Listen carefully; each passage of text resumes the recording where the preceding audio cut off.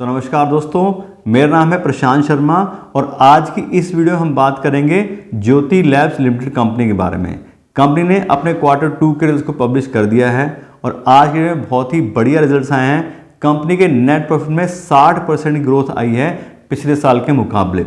और साथ साथ बता दें, कंपनी बहुत ही अच्छे ब्रांड सोल्ड करती है। कंपनी वॉशिंग पाउडर, बर्तन धोने का साबुन और काफ़ी सारी चीज़ें बनाती हैं। अगर बात करें कंपनी के ब्रांड्स की तो उसमें कंपनी के पास उजाला, mister white, Maxo, Henko power जो आता है पाउडर जो आता है वॉशिंग पाउडर वो है, उसके अलावा मार्गो सोप है, फ्रिल है।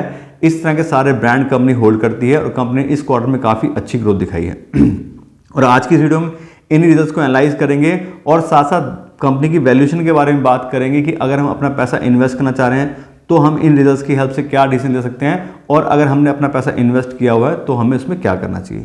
तो चलिए बात करते हैं कंपनी के रिजल्ट्स के बारे में। जैसे आपको बताया, कंपनी का 60% प्रॉफिट इंक्रीज हुआ है। तो इस क्वार्टर में कंपनी नेट प्रॉफिट आया 104 करोड़ रुपए का, जबकि पिछले साल के सितंबर 2022 के क्वार्टर में कंपनी का नेट प्रॉफिट था 65 करोड़ का। तो काफ़ी अच्छी ग्रोथ आई है।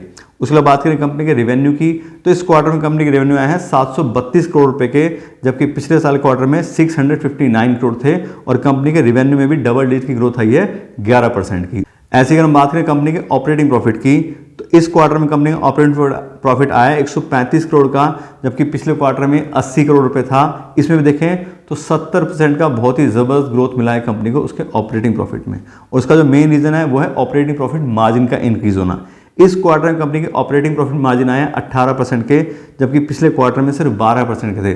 तो 6% पॉइंट से कंपनी का ऑपरेटिंग प्रॉफिट मार्जिन इंक्रीज हुआ है। इसी वजह से कंपनी अच्छे से अपना प्रॉफिट भी इंक्रीज कर पाई है। उसके बात करें कंपनी के अर्निंग पर शेयर की, तो इस क्वार्टर में कंपनी की अर्निंग पर शेयर आ रही है ₹2.84 की, जबकि पिछले क्वार्टर में ₹1.76 थी। और इसमें बात करें ग्रोथ की तो सेम नेट प्रॉफिट तरह 60% से कंपनी का अर्निंग पर शेयर भी बढ़ा है।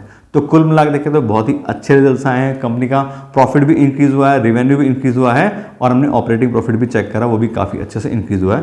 तो रिजल्ट तो काफ़ी अच्छे हैं। इन रिजल्ट्स को देखते हुए अगर हम बात करें इन्वेस्टमेंट डिसीजन की, तो अगर आपने ऑलरेडी अपना पैसा इन्वेस्ट किया है तो बहुत ही अच्छे से ग्रोथ आ रही है। कंपनी का सब चीज़ हम देखिए, सारे पैरामीटर ग्रोथ आई है। तो बिल्कुल अपना पैसा अगर आपने लगाया है तो बिल्कुल शेयर होल्ड कर रखिए, कोई दिक्कत ही नहीं है, कंपनी ग्रो कर रही है।